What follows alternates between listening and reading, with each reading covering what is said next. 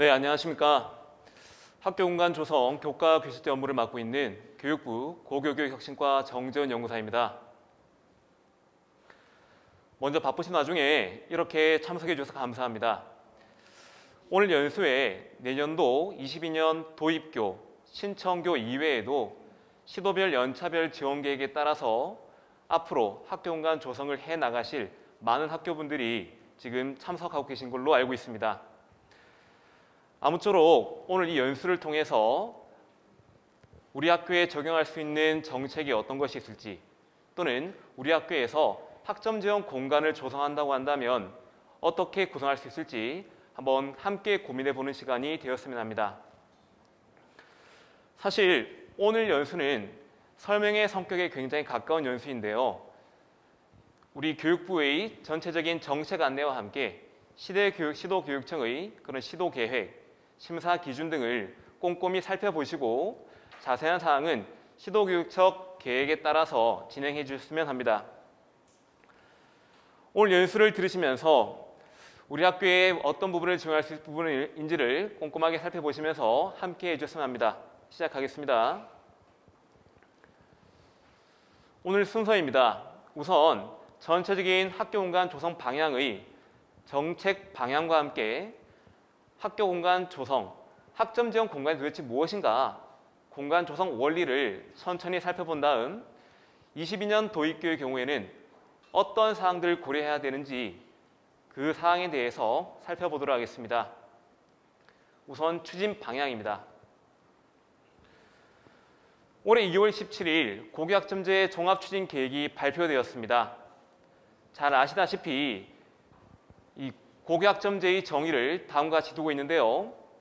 학생이 기초 소양과 기본 학력을 바탕으로 진로 적성에 따라 과목을 선택하고 이수 기준에 도달한 과목에 대해 학점을 취득, 누적하여 졸업하는 제도. 학생의 과목 선택권이 확대되면서 자기 주도적인 학업 설계를 지원하고 있습니다. 이러한 고교학점제가 잘 실천되기 위해서는 학생 개개인의 진로와 적성에 맞는 그러한 다양한 선택 과목을 개설 운영해야 되고, 학교 간 그리고 학교 밖 경계 없는 교육 실천을 위해서 온오프라인 연계 학습이 이루어질 수 있도록 그런 기반 사항이 마련돼야 됩니다. 이 종합추진계획의 내용은 세 가지를 담고 있는데요. 우선 학점 지원 교육제도 설계, 둘째 학생 중심 학교 운영 지원, 셋째 고교학점제 지원체제 구축. 이 중에서 현재 제가 말씀드리고 있는 우리 사업은 세 번째 학점제형 학교 공간이라는 부분으로 담겨져 있습니다. 다시 말해 학점제가 잘 운영되기 위해서 그런 하드웨어적인 공간이 먼저 마련돼야 되는데, 현재 이 교과 교실제 사업을 통해서 학점제형 공간을 지원할 수 있도록 추진하고 있습니다. 그렇다면 우리 사업의 추진 배경과 방향에 대해서 다시 한번 말씀을 좀 드리겠습니다.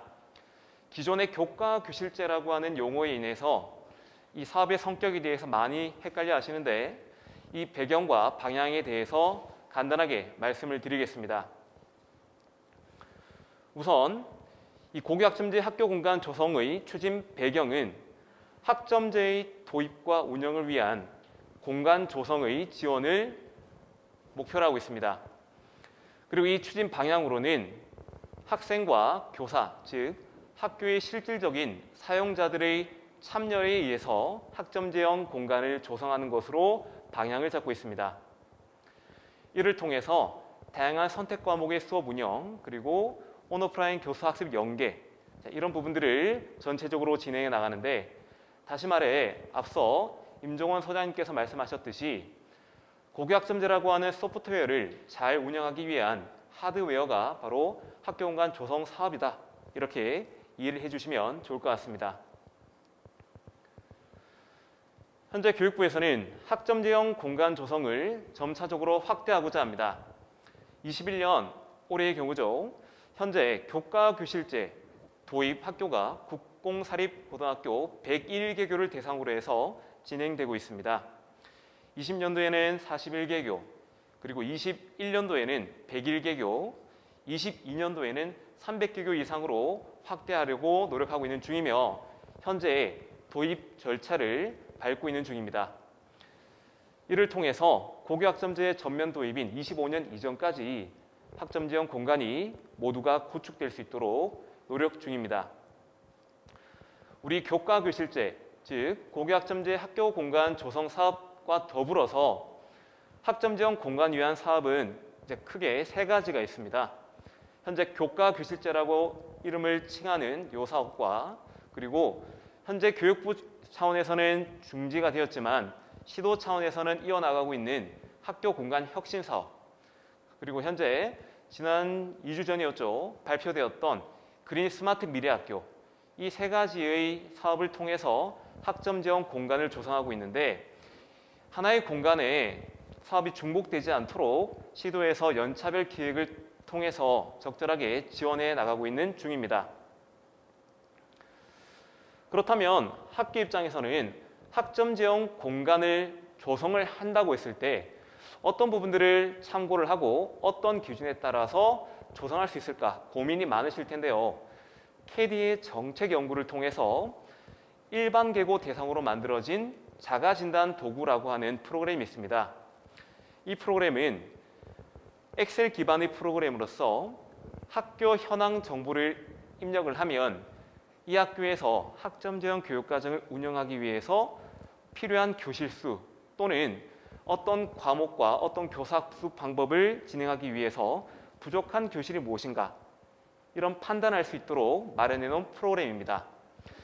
이 프로그램의 결과에 따라서 절대적으로 이 조성 방향을 추진하는 것은 아니지만 최대한 학교에서는 참고 자료로 활용하셔서 새로운 공간을 증설하기보다는 기존의 공간에서 어떤 공간이 남는지 어떤 공간이 부족한지 적절하게 재구조할 수 있는 방향을 설정하는 데 도움을 받으셨으면 합니다. 자, 그리고 학교에서 조금 더 학교 공간 조성에 도움이 되시리라고 안내서를 개발했습니다. 이 안내서의 내용을 간단히 보시면 학교 공간 조성의 기획부터 그리고 자가진단 프로그램의 활용법 그리고 학교 공간 조성의 적절한 유형 등 다양한 사례들까지 담아내고 있습니다. 아마 시도의 공문에서 함께 첨부가 되어서 받으셨을 텐데요. 이 부분들을 적절하게 활용하시면 사업에 대한 이해가 좀 더 쉽게 되시리라 생각이 듭니다. 그리고 올해 기준으로 했을 때 학교에서 학점 지원 공간이 잘 이루어질 수 있도록 조성이 잘 이루어질 수 있도록 중앙 컨설턴트를 운영하고 있습니다. 21년 현재 기준으로 해서 교육 영역과 건축 분야의 전문가분들을 중앙 컨설턴트로 지정해서 학교에 방문 컨설팅 2회를 실시를 하고 이외에도 온라인 컨설팅을 진행하고 있습니다. 자, 추후 이러한 지원을 받을 수 있다는 점 고려하셔서 도입교 신청을 하시면 좋을 것 같습니다. 간단하게 우리 사업의 정책 방향에 대해서 말씀을 드렸고요. 기존에 알고 있던 교과 교실제의 개념과는 다른 학점 지원 공간 사업으로 성격이 전환되었다라는 말씀 강조드리면서 그렇다면 학점 지원 공간이란 도대체 무엇인가? 라는 질문에 대한 답을 간단하게 드리고자 합니다. 자, 그 답으로 학교 공간 조성 원리, 저희 종합추진계획에도 담겨있던 내용인데요. 우선 종합추진계획에 이러한 그림이 담겨져 있습니다. 에듀테크 기반의 첨단 학습 환경 구현. 자, 앞으로의 교사학습 환경 자체가 시간적, 공간적 제약이 사라지는 그런 제약을 극복할 수 있는 에듀테크 기반의 첨단 학습 환경을 구현하고자 하고 학생과 교사들이 직접 학교 공간 설계 조성에 참여할 수 있는 사용자 참여 중심의 공간을 설계하고자 합니다. 그리고 그 PBL과 소모듬 협력학습 등과 같은 학생 중심의 활동 중심의 다양한 교사학습 진행을 위해서 맞춤형 공간 또한 확대하고자 노력하고 있고 최대한 공간을 재구조화해서 유휴교실이 없도록 공간을 조성하고자 하고 있습니다. 자, 구체적으로 앞서 발표하신 임종원 소장님도 강조하신 부분인데요. 이러한 공간 조성 원리를 다음과 같이 정리할 수 있습니다. 첫째, 학습 공간의 유연성. 둘째, 지원 공간의 복합성. 셋째, 공용 공간의 활용성. 넷째, 동선의 효율화. 이 네 가지의 원리를 간략하게 살펴볼 텐데 결론부터 말씀드리면 이런 학점 지원 공간의 원리들은 무엇보다도 공간과 학점 지원 교육과정의 연계가 강화되는 방향으로 조성되어야 된다는 점입니다. 단순히 노후화된 시설을 개선한다는 개념이 아니라 단순히 예쁘고 아름다운 공간을 만든다는 개념이 아니라 실제적인 학점 지원 교육과정을 운영하는 데 도움이 될 수 있는 공간이 마련될 수 있도록 추진되어야 된다는 말씀을 강조드리고 싶습니다. 자, 첫째, 학습 공간의 유연성입니다. 공교학점제가 운영이 되면 학생의 과목 선택권이 늘어나고 학생이 신청한 그 수요에 따라서 과목이 개설이 됩니다. 그렇다면 과목마다 수강 인원들이 다양하게 될 거고 그에 따른 공간의 크기와 형태 또한 굉장히 다양하게 되겠죠. 자, 이런 상황 속에서 학습 공간은 기존의 교과 교실의 개념처럼 국어 전용 교실, 수학 전용 교실이 그러한 개념이 아니라 다양한 교수 학습 방법 중심으로 공간이 마련된다는 겁니다. 하나의 공간을 다양한 교과에서 교수 학습 방법에 맞게 활용할 수 있도록 조성하는 것이 첫 번째 학습 공간의 유연성입니다. 결국 이런 학습 공간의 유연성으로는 가변형 교실 그리고 에듀테크 기술을 활용한 학습 공간이 예를 들 수 있겠는데요. 자, 그림을 보시면 인천 명신여자고등학교의 사진이 있습니다. 가만히 보시면 기존에 우리가 교실이라고 하는 단어를 들었을 때 머릿속에 떠오르는 그러한 모습이 있을 겁니다. 잠깐 생각해 볼까요? 교실의 앞문을 열면 어떤가요?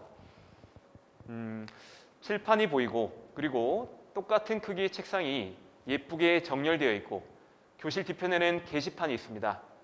자, 이런 모습들이 아마도 우리 머릿속에 아직까지는 자리 잡혀 있는 교실일 겁니다. 그런데 학점제 공간이 마련되면 교실이라는 단어가 주는 저마다의 교실 형태가 다양해질 수 있도록 우리 사업이 추진돼야 되겠죠. 자, 이 그림에 보시면 교실 한편에는 학생 발표 공간을 활용할 수 있도록 조명과 단상이 마련되어 있고 그리고 책상의 크기 또한 다각형 책상으로서 소모임 협력학습이 이루어질 수 있도록 형태가 마련되어 있습니다. 교실 뒤쪽으로는 학생들이 모두 활동을 할 수 있는 공간과 수업 중에 필기가 가능한 화이트보드까지 마련되어 있습니다. 다음은 대전 전민고등학교의 교실 모습입니다. 이 학교의 가장 큰 특징은 커다란 대규모 강의실을 공간을 구분할 수 있도록 하는 무빙워가 설치되어서 수업 규모에 따라서 공간을 분리하기도 할 수 있고 또는 대규모 학습 공간으로도 활용할 수 있습니다. 자, 이러한 형태의 가변형 교실이 학습 공간의 유연성으로 이해될 수가 있겠습니다. 다음은 김해 여자고등학교입니다. 이 학교의 교실은 일반 교실의 2분의 1, 즉 절반 크기의 교실의 활용도를 높이기 위해서 다양한 형태의 책상을 배치하였고 그리고 무엇보다도 스마트 그런 기기들을 설치함으로써 온라인 수업에도 적용 가능한 그런 공간으로 마련했습니다. 이외에도 자동인식 이동 카메라를 설치해서 강의 영상을 찍거나 또는 이제 다른 학생들이 다른 공간에서 수업을 들을 수 있도록 공간을 마련해 두었다는 점이 큰 특징입니다. 자, 조금은 빠르게 말씀을 드리겠습니다. 자, 두 번째 기준입니다. 지원 공간의 복합성입니다. 지원 공간이라고 하면 도서실, 시청각실, 다목적실, 동아리실 등이 있는데요. 기존의 지원 공간은 하나의 목적, 단일한 목적으로만 활용되던 공간입니다. 그런데 이제는 고교학점제 운영과 더불어서 이런 지원 공간이 다양한 수업 공간으로 활용될 수 있도록 공간의 성격이 복합적으로 바뀌어야 된다는 점입니다.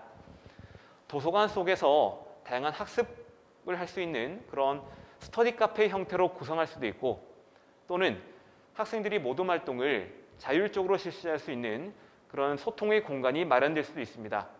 지원 공간의 복합성을 그림을 보면서 살펴보겠습니다. 역시나 대전 전민고인데요. 우리가 알고 있던 도서실 모습과는 조금 다릅니다. 도서실 내에 마치 스터디 카페처럼 개별 학습 공간도 보이고 창문을 바라보는 학습 공간도 보이고 저 뒤쪽으로는 수업을 진행할 수 있는 수업 공간도 보입니다. 이렇게 도서관이라고 하는 형태 속에서 다양한 역할을 할 수 있는 학습 공간이 마련된다는 점.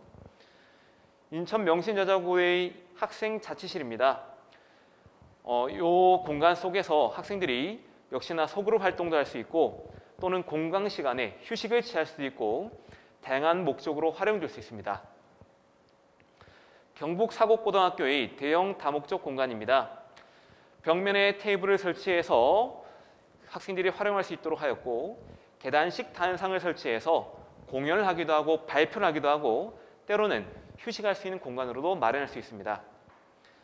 이외에 가벽을 두어서 학생들이 자율적으로 소통할 수 있는 소그룹 활동 공간도 마련할 수 있겠죠. 세 번째, 공용 공간의 활용성입니다. 공용 공간이라고 하면 우선 홈베이스 등이 가장 먼저 떠오르실 텐데요. 기존의 홈베이스는 사물함을 배치해 두거나 하는 공간으로 많이 활용했습니다. 그런데 이제는 고교학점제에 따라서 공강이 발생할 수 있는데 이 공강 시간에 학생들이 학습을 하거나 소그룹 활동을 하거나 또는 토론 수업까지 할 수 있는 그런 학습 공간의 형태로도 활용될 수 있겠습니다. 그림을 보시면 역시나 소파와 테이블들이 마련되어 있고요. 뒤쪽에 보면 계단식 단상을 설치해서 휴식 공간을 확보했습니다. 미디어 스페이스인데요. 이 학교의 경우에는 정원과 바로 연결될 수 있도록 1층 공간을 통째로 홈베이스화해서 전 학년이 활용할 수 있도록 마련해 두었네요. 특색 있는 공간으로 잘 마련해 둔 것 같습니다. 다음은 부산 동성고등학교의 그림입니다. 일반 교실의 절반 크기의 교실이기 때문에 학생들이 활용하는데 다소 좁은 느낌이 있을 텐데 공간의 활용도를 높이기 위해서 2층 형태의 복합 공간으로 마련해 두었습니다. 간단히 보면 층과 칸을 구분해서 여러 개의 공간으로 조성했고 그 독립된 공간에서 학생들이 활동할 수 있게 마련해 두었죠. 자, 마지막입니다. 동선의 효율화입니다. 선택 과목 확대에 따라서 교과 교실의 성격상 학생들이 이동 동선이 굉장히 많아지는데요. 학점제가 전면 도입이 되면 이 동선 또한 길어질 것으로 예상할 수 있겠습니다. 그런데 이런 동선이 최소화될 수 있도록 교실 공간 배치에 굉장히 신경을 써서 학생들의 이동에 그리고 선생님들의 이동에 효율화를 추구하고자 합니다. 또는 홈베이스와 같은 공용 공간을 중심으로 교실을 배치해서 공간의 활용도를 높이고 수직 배치에서도 관련 교과의 교실들을 배치해서 효율성을 높일 수도 있겠죠. 자, 이렇게 네 가지의 원리가 있는데 이 네 가지 원리는 학점제형 교육과정과 연계해서 조성이 된다는 점 다시 한번 강조드리며 공간 조성 원리는 마무리하겠습니다. 그렇다면 도입 신청 안내 22년 학점제형 공간 조성 사업 교과교실제 도입 신청을 위한 관련 절차를 안내를 드리겠습니다. 자, 우선 말씀을 드리기 전에 다시 한번 강조를 드립니다. 시도교육청에서 학교로 안내된 그런 공문과 내용들이 있을 겁니다. 그 내용들을 꼼꼼하게 살펴보시면서 심사 기준과 그리고 시도 내에서의 심사 대상과 많은 부분들이 달라질 수 있기 때문에 그 내용들을 초점화해서 꼭 숙지하시기 바랍니다. 저는 이 전체적인 큰 틀에서 사업의 성격과 방향을 안내드리겠습니다. 우선 이번 도입교 신청 안내에는 크게 두 가지의 형태가 있습니다. 첫 번째, 바로 신규 전환, 즉 도입 신청교입니다. 신규라는 말은 교과교실제를 최초 도입하는 학교를 신규 학교라고 지칭을 하고 전환의 경우에는 과목 중점형, 다시 말해 영어, 수학 등 두 개 교과에 대해서 교과교실제를 2009년부터 해오던 학교들이 있습니다. 그런 학교의 경우에는 현재 예산 지원을 특별히 따로 지원되지 않고 있는데 그런 학교들이 모든 과목에 대해서 교과 교실을 진행하는 선진형 교과 교실제로 전환할 경우에는 도입학교로 신청이 가능합니다. 그리고 올해의 경우 예전부터 교과 교실제로서 운영비를 지급받아오던 학교들이 있습니다. 그런데 이런 학교들은 사실 학점 지원 공간으로 조성이 되지 않은 학교들도 많겠죠. 그런 학교의 경우에는 도입 7년 경과한 경우에 그 필요 여부를 시도교육청 시설과 기준에 따라서 검토 가능하다. 죄송합니다. 자, 시도교육청 시설과 기준에 따라서 7년 경과한 학교는 그 필요 여부를 검토 가능하다라는 말씀을 드릴 수 있겠습니다. 이 부분도 시도교육청 계획을 다시 한번 살펴봐 주시기 바랍니다. 다음은 이렇게 새롭게 도입하는 그리고 전환하는 학교 이외에 기존에 교과교실제를 운영한 학교 중에서 고교학점제 연구선도학교의 경우에는 증설이 검토 가능하다라는 말씀 안내드립니다. 증설이란 말은 학생 수요에 따라서 선택 과목이 다양하게 개설될 텐데 이때 학교가 이 선택 과목 확대에 따라서 수업 공간이 다소 부족할 경우 이때 부족하다는 말은 막연한 부족함이 아니라 자가진단 프로그램과 그리고 시도교육청 시설과의 판단에 따라서 이 증설 신청 검토가 가능합니다. 역시나 이 부분도 다시 한번 살펴봐 주시고 증설이라는 개념 자체는 우리가 딛고 있는 수업 공간으로서 딛고 있는 연면적이 단 1이라도 증가할 때에는 증설이라는 개념으로 보시면 좋을 것 같습니다. 증설의 경우에는 예산 규모가 다르기 때문에 시도교육청의 기준을 잘 살펴보시고 진행하셨으면 합니다. 자, 그렇다면 도입교에서 필요한 서류들을 안내드리겠습니다. 우선 도입, 즉 신규 전환교의 경우에는 도입 희망 신청서가 있습니다. 자, 이 내용들을 작성해 주시면 되고 이와 더불어서 학교 배치도, 층별 평면도가 있습니다. 이 측면 평면도는 변경 전과 변경 후를 제출해 주셔야 되는데 사실 구축을 다 한 다음에 어떤 형태로 바뀔지는 사실 모르는 상황입니다. 그렇지만 학교에서도 내부적인 회의를 통해서 꼼꼼하게 다시 한번 우리 학교의 특색을 반영한 공간이 이렇게 조성하면 좋겠다라는 형태로 제시를 해주시면 좋을 것 같습니다. 세 번째로 22학년도 3개학년 교육과정 편제표입니다. 역시나 내년도 선택 과목에 대해서 변동 가능한 부분이 굉장히 많기 때문에 이 부분도 다소 고민이 되실 텐데요. 우리 사업 자체가 단순한 시설 사업이 아니라 학점 지원 교육과정 운영을 위한 사업이라는 점을 강조드리면서 역시나 교육과정 또한 이에 맞게 살펴봐 주시면 좋을 것 같습니다. 그리고 네 번째로 소요 교실수 산정 결과입니다. 다시 말해 자가진단 프로그램인데요. 이 자가진단 프로그램에 대해서는 잠시 뒤에 다시 한번 꼼꼼하게 말씀을 드리겠습니다. 다음은 학교운영위원회 회의록입니다. 고교학점제 연구선도학교는 회의록 제출은 제외가 되고요. 학교에서 구성원들의 동의와 그리고 구성원들의 사업 의지를 다시 한번 학교에서 의지를 모아보시고 학교운영위원회의 의견들을 통해서 사업의 신청이 이루어질 수 있도록 부탁드리겠습니다. 이외에도 아마 기타 시도교육청에서 요청하는 자료들이 있으실 텐데요. 그 자료들을 다시 한번 살펴보시면서 신청을 하시면 좋을 것 같습니다. 다음 증설 검토 신청입니다. 역시나 증설 검토 신청서도 앞서 말씀드린 도입교와 비슷한 맥락입니다. 다른 부분이 있다면 시설 변경 및 증설 사유서라고 하는 이 부분들을 이제 시도교육청 시설과 또는 학점제 담당자 장학사님들께서 의견을 보태서 신청을 함께 해주실 텐데요. 역시나 이 부분도 신청서를 꼼꼼하게 살펴보시고 신청 부탁드립니다.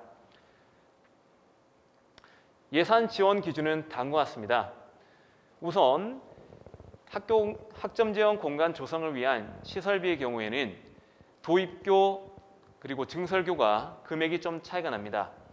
도입의 경우에는 1실당 2천만 원으로 계산을 해서 지원이 되고 올해 101교회 기준에는 보통 평균 1교당 9억에서 10억 정도의 규모로 지원이 되었습니다.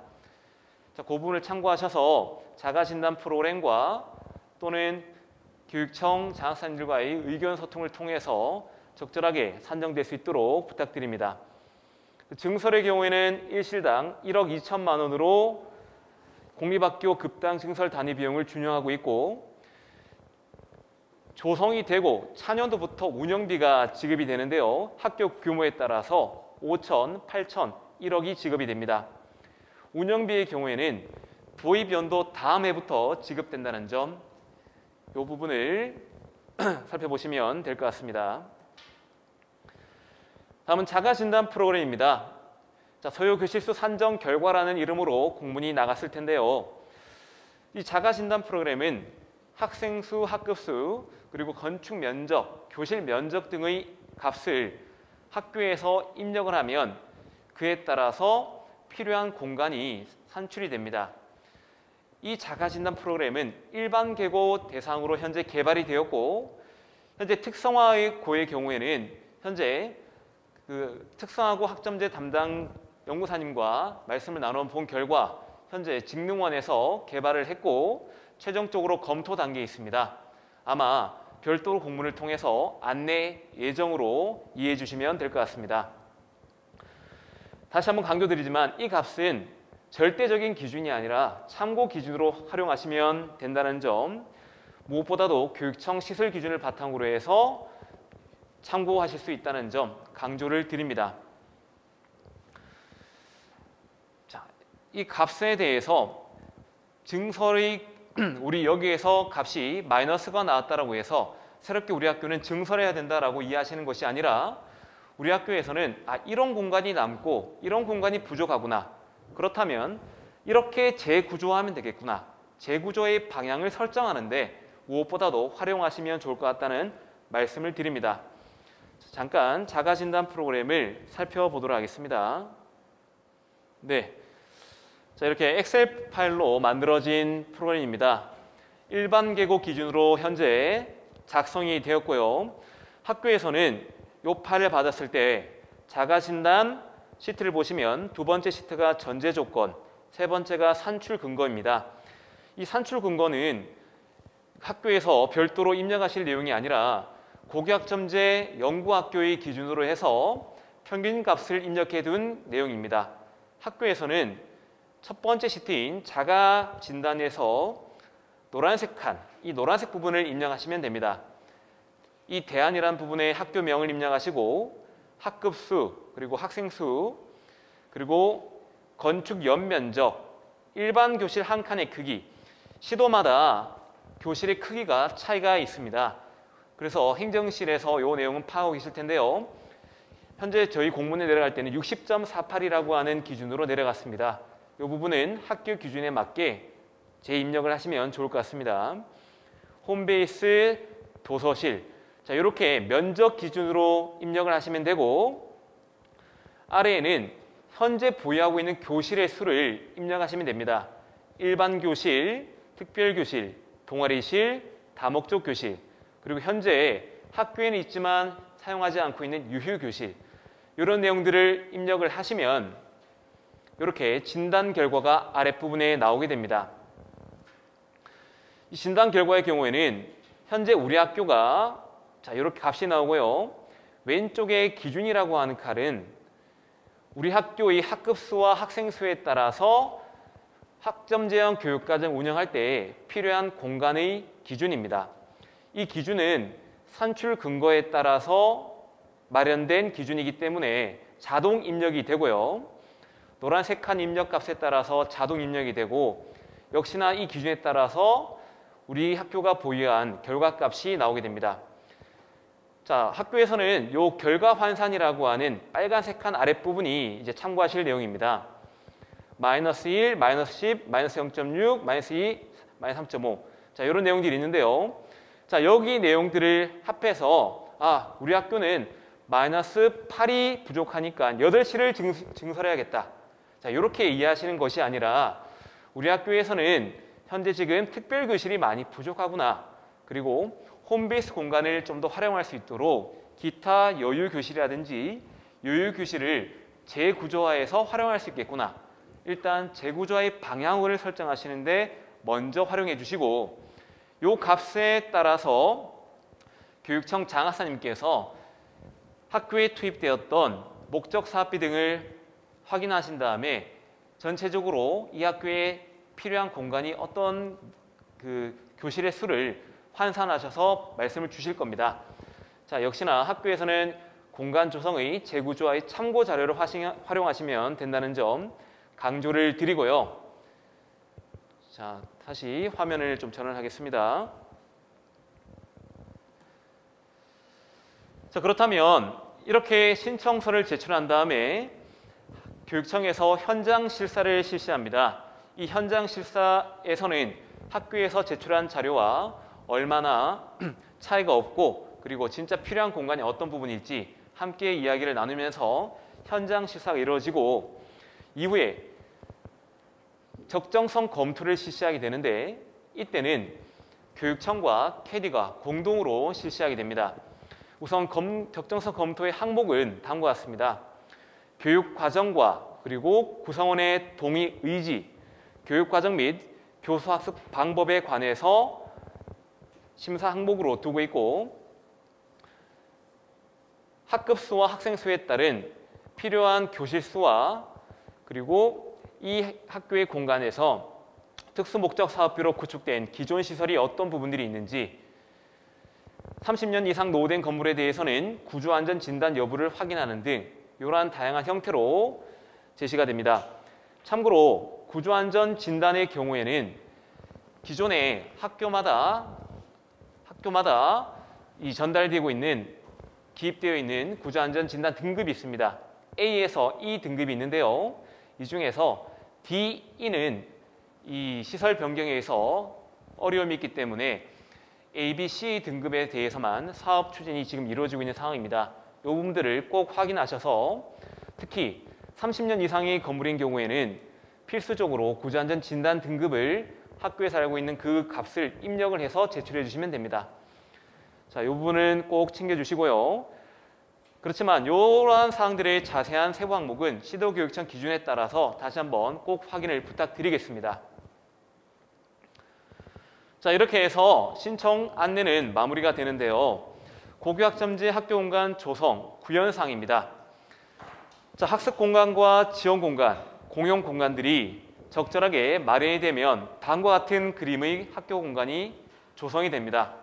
그림을 보시면 PBL, 소규모 활동실, 메이커 교실, 다시 말해 교수학습 형태에 따라서 다양한 교실 공간이 마련되어 있는데 앞으로의 학점 지원 공간은 이러한 형태로 구성되지 않을까 기대해 봅니다.